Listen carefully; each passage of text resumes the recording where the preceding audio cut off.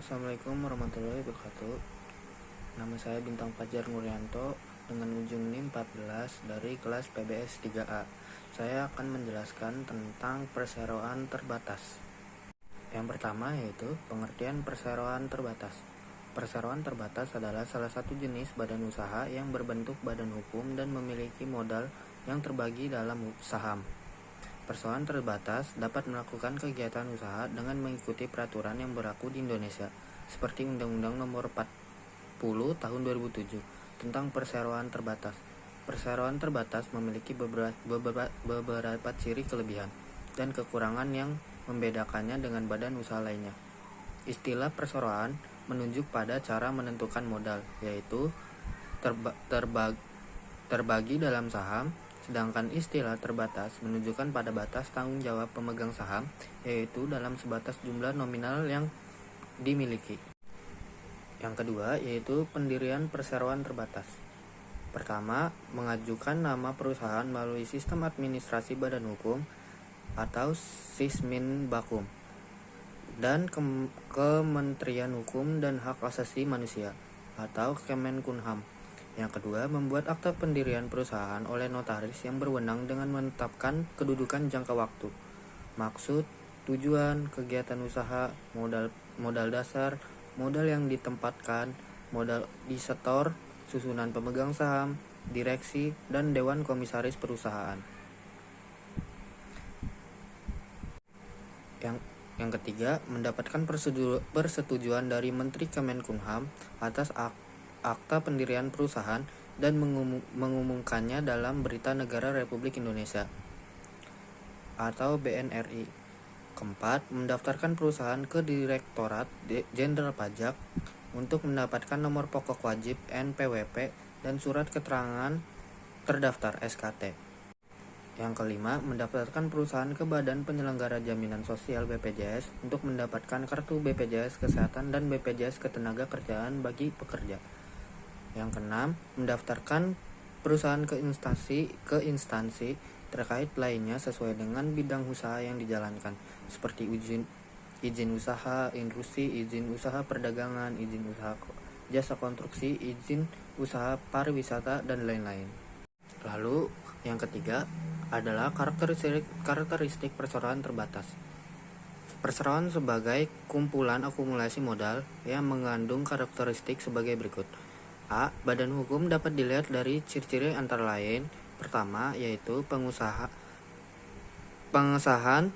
dari Menteri Hukum dan Hak Asasi Manusia. Apabila perseroan belum ada pengesahan, maka situasinya belum sebagai badan hukum dan segala tanggung jawab dan kewajibannya sama halnya dengan persekutuan firma.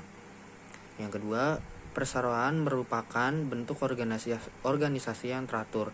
Ada rapat umum, pemegang saham, direksi, dan komisaris. Ketiga, memiliki harta kekayaan sendiri, berarti mengenai adanya pemisahan harta kekayaan pribadi dengan harta kekayaan perusahaan. Keempat, dapat melakukan hubungan hukum sendiri atas nama perseroan. Dan kelima, mempunyai tujuan sendiri, yaitu mencari keuntungan. Lalu ada tanggung jawab pemegang saham. Pemegang saham terbatas. Maksudnya terbatas pada nilai saham yang diambilnya kecuali dalam hal 1. Persyaratan perseroan sebagai badan hukum belum terpenuhi.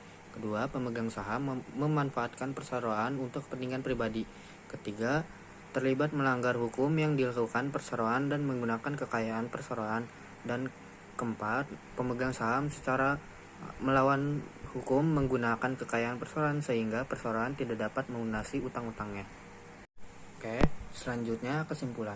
Perseroan terbatas adalah suatu jenis badan usaha yang berbentuk badan hukum dan memiliki modal terbagi dalam saham. Contohnya PT Pertamina. Pada 10 Desember 1957, perusahaan tersebut berubah menjadi PT Perusahaan Minyak Nasional, disingkat Permina. Tanggal diperingati sebagai lahirnya Pertamina hingga saat ini pada 1960. PT Permina berubah status menjadi perusahaan negara. Permina kemudian PN, Permina bergabung dengan PN Pertamin menjadi Pertambangan Minyak dan Gas Bumi Negara Pertamina pada 20 Agustus 1968.